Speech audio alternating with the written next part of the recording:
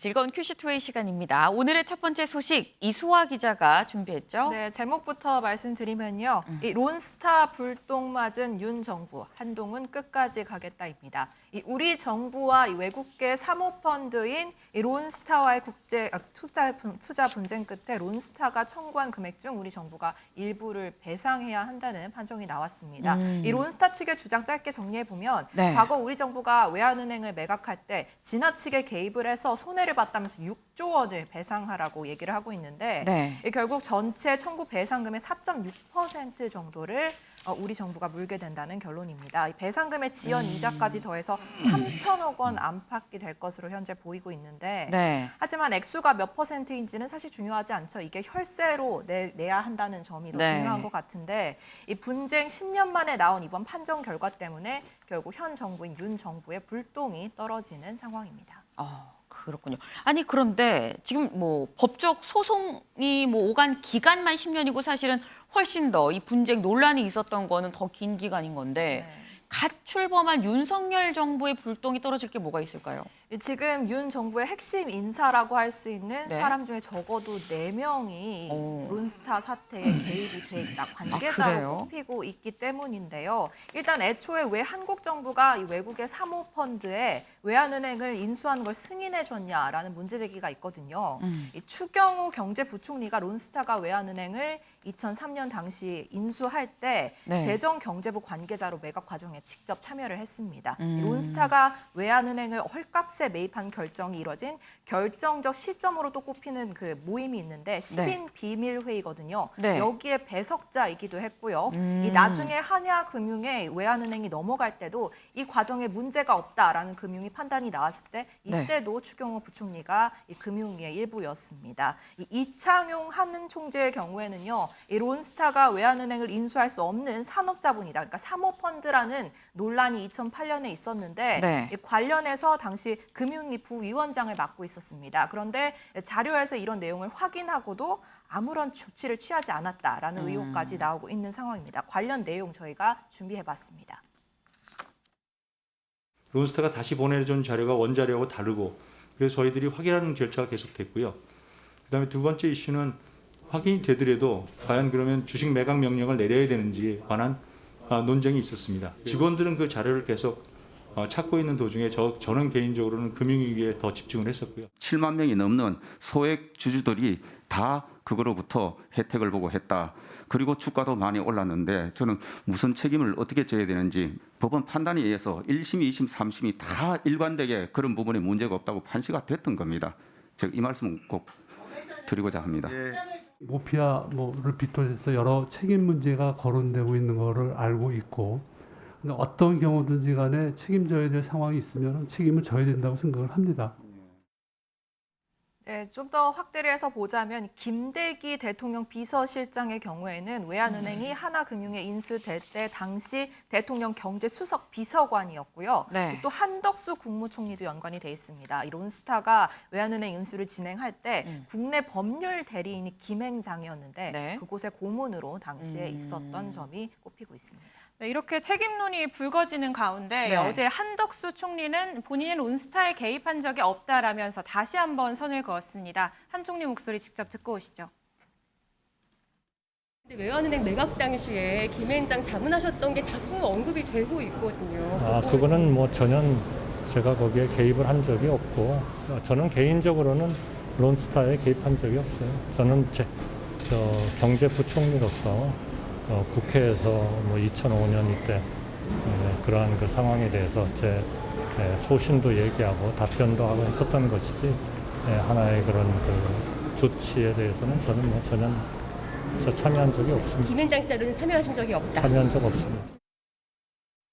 여기에 더해 추경호 경제부총리 지난 인사청문회에서 조금 전에 보셨던 것처럼 당시로 돌아가도 아마 똑같은 결정을 할 것이다. 아무런 문제가 없다라는 입장을 밝힌 바 있는데요. 어제 이 배상 판결 직후에 정부는 론스타 행정 조치에 있어서 국제규범 조약에 따라서 공정하게 대우했다라면서 상당히 유감이라는 입장을 밝혔습니다. 김성환 위원님. 지금 일단 정부가 우리나라가 배상해야 되는 약 한 3천억 원 부분, 이 부분에 대해서도 다시 한번 또 이의를 신청을 하겠다라고 밝힌 상황입니다. 때문에 뭐 아직 뭐 완전한 결론이 났다고 볼 수는 없긴 합니다만 일단 뭐 도의적인 책임은 뭐 자유로울 수 없는 거 아니냐라는 얘기도 있고요. 어떻게 보십니까? 도의적인 책임 문제가 아니에요. 이거는 전문가들도 계속 지적하고 있는 바가 뭐냐면요. 2003년부터 헐값 매각 논란이 있었고요. 앞서 말씀하셨던 것처럼 2008년도에 산업자본이라는 의혹 제기가 있었어요. 그때 강제 매각 명령을 내렸어야죠. 그러면 지금과 같은 사태 벌어지지 않았거든요. 계속 여론에 밀리면서 시민단체에서 의혹 제기하니까 2010년에 산업자본은 2010년에는 산업자본이었지만 그 이후에는 아니다. 네. 이러면서 하나은행에 매각한 거예요. 지금 하나은행에 매각하는 과정에서 제대로 값을 못 받았다, 론스타가. 그 이의 제기한 걸 50% 인정해 준 거 아닙니까? 그게 지금 3천억 원이 된 거예요. 그러니까 당시에 그 매각에 관여했던 사람들, 이런 사람들은 책임이 없다고 얘기할 수가 없는 거예요. 또 기가 막힌 부분은 뭐냐 하면은 지금 이렇게 사람 모으기도 참 어려운데요. 국무총리도 지금 관여했다고 하는 의혹 제기가 있죠. 경제부총리 있죠. 그리고 한국은행 총재도 있죠. 금융위원장도 있죠. 어떻게 그 매각에 관여했던 그런 사람들만 이렇게 중요한 경제정책이나 이런 거, 뭐 경제정책을 넘어서서 국정에 중요한 결정을 하는 사람들로 이렇게 다 모아놓기도 힘든데 어떻게 이렇게 모아놓을 수가 있습니까? 이것도 참 되게 아이러니한 현상이다라고 생각합니다. 어떤 방식으로든가 뭐 본인이 거기에 어느 정도 개입했는지는 아직까지 확인하기는 좀 어렵지만 도의적인 책임을 진다거나 이런 모습들은 보여야죠. 사과해야죠. 국민들한테. 이의 제기 우리가 신청한다 하더라도요. 실제 받아들여질 확률 1966년부터 이의 신청을 받기 시작했다고 하는데요. 15%, 133건이 신청이 들어왔는데 일부 인용까지 다 합쳐서 단 33건만 받아들여졌다고 그래요. 네. 이번에도 여러 가지 까다로운 조건이 충족이 돼야 이의 신청도 가능하고요. 실제로 결과 나온다 하더라도 받아들여지기 쉽지 않다고 하는 게 전문가들의 얘기예요.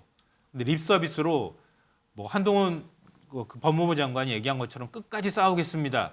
이렇게 립 서비스하는 게 중요한 게 아니라 진짜 현실적으로 가능한 일인지 아닌지를 얘기할 때가 됐다라고 생각합니다. 네, 지금 굉장히 비판적인 시각으로 말씀을 좀 주셨습니다. 지금 이게 뭐 단순 도의적인 문제가 아니라 실제로 이의 신청이 받아들여질지 안 들여질지도 현실적으로 모르는 거 아니냐라는 말씀을 지금 주셨는데, 하지만 반면 또 이번 이 론스타 사건 판정으로 뭐 빛을 봤다고 얘기를 할까요? 그런 사람도 있어요. 주목을 받는 사람도 있는 상황인데요. 이번 분쟁에서 우리 정부의 배상액이 줄어들게 된 배경에는 이 론스타가 외환카드 인수가를 낮추기 위해서 주가 조작을 한 점, 이 사건이 유죄 판결이 난 점도 영향을 미쳤습니다.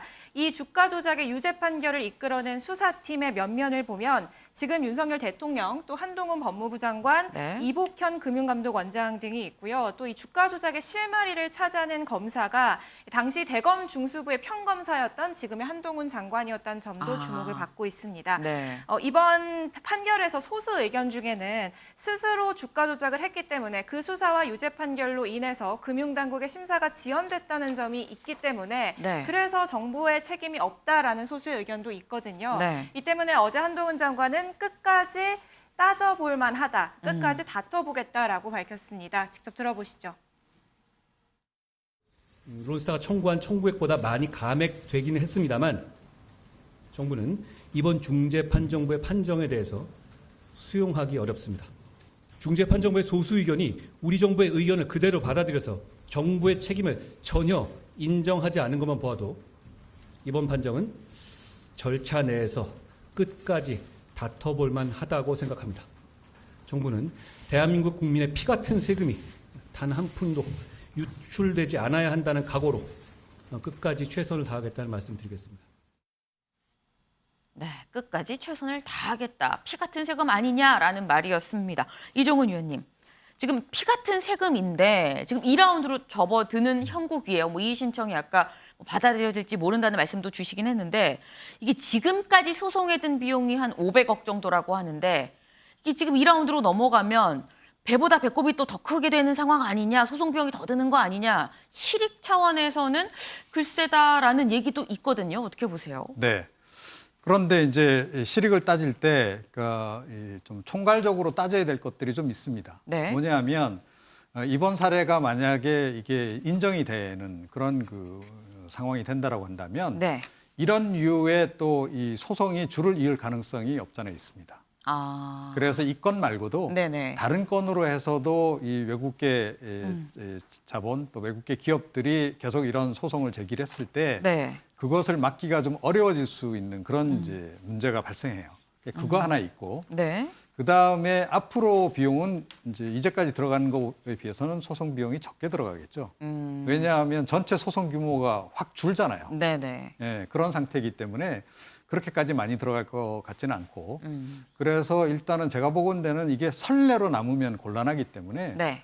정부 차원에서는 끝까지 아마 법적 대응을 해 나갈 가능성이 조금 더 높지 않나. 그리고 뭐 한동훈 장관 보니까 뭐 굉장히 자신감에 차 있는데요. 네. 뭐 잘 되면 본인은 또 더 뜨는 거 아니겠습니까? 뭐 제가 보고는 거의 사활을 걸 것 같은데, 네. 예, 그래서 뭐 그런 그 노력을 좀 집중한다라고 한다면 뭐 추가적으로 이 가액 자체를 좀 낮출 수도 있지 않을까 이렇게 생각을 합니다. 그러니까 금액적인 소송 비용의 문제를 떠나서 어떤 선례가 남을 수도 있는 부분이기 때문에 이거는 뭐 소송이 계속 가는 게 맞는 거 아니겠느냐라는 말씀을 주셨습니다.